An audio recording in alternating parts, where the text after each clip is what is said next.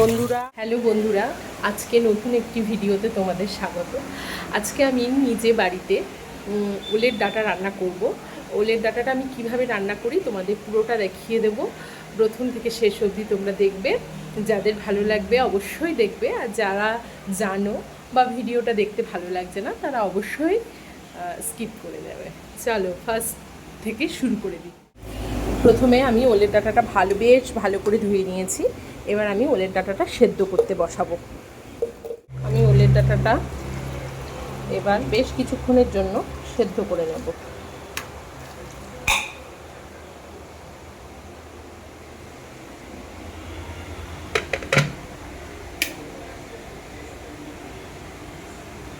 আমি একটু কাঁঠালের বীজ কটা কুচি করে কেটে নিয়েছি, সেটা আমি একবারে সেদ্ধ করার জন্য মধ্যে দিয়ে দিলাম।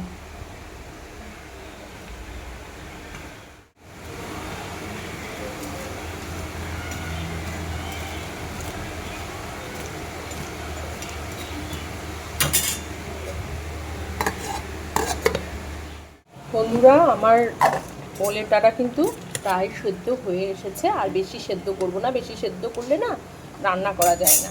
মোটামুটি যেমন একটু একটু অল্প সেদ্ধ করা কমপ্লিট। এবার আমি এটাকে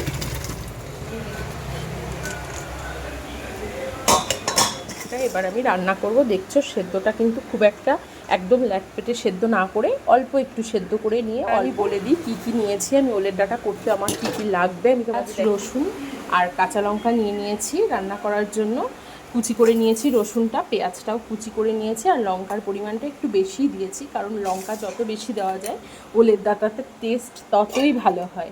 আচ্ছা, তার সাথে আমি নিয়েছি হচ্ছে সর্ষে আর পোস্ত পেস্ট।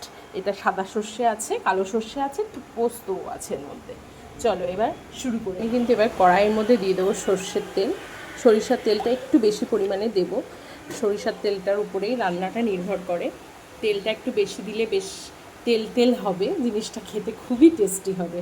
চলো তেল দিলাম। তেলটা কিন্তু বেশ গরম হয়ে গেছে। এবার আমি এর মধ্যে ফোড়নে দেব হচ্ছে সর্ষে আর কালো জিরে। ফোড়ন দিলাম। এবার এর মধ্যে দিয়ে দেবো আমি কুচিয়ে রাখা পেঁয়াজ।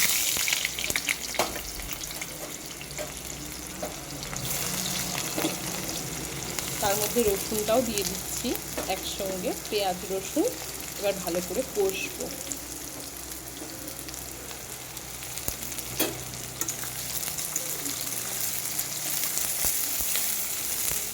পেঁয়াজটা কিন্তু বেশ এরকম লাল লাল করে ভাজতে হবে। তারপরে এর মধ্যে দিয়ে দিলাম আমি অনেকটা পরিমাণে কাঁচা লঙ্কা চেরা। কাঁচা লঙ্কা একটু বেশি পরিমাণে না দিলে টেস্ট হয় না, কাঁচা লঙ্কা একটু বেশি দিতে হবে ওলের ডাঁটায়। আচ্ছা, এবার আমি এই সেদ্ধ করা ওলের ডাঁটাটা আমি ঢেলে দিলাম কড়াইয়ে। এবার আমি ওলের ডাঁটাটাকে কষাবো। আমি এর মধ্যে দেবো পরিমাণ মতো হলুদ।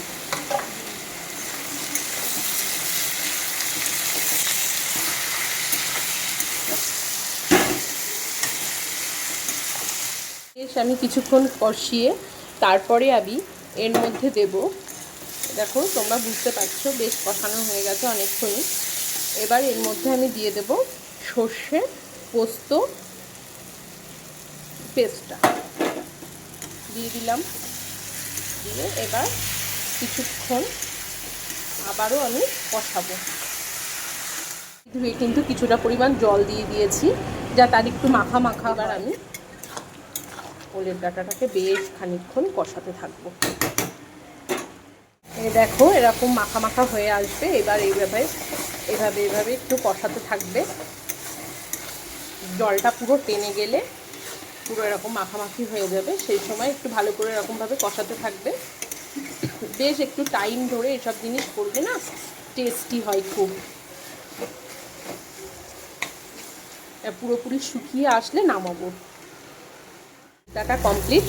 এই যে মাখামাখি হয়ে গেছে একদম পুরোপুরি।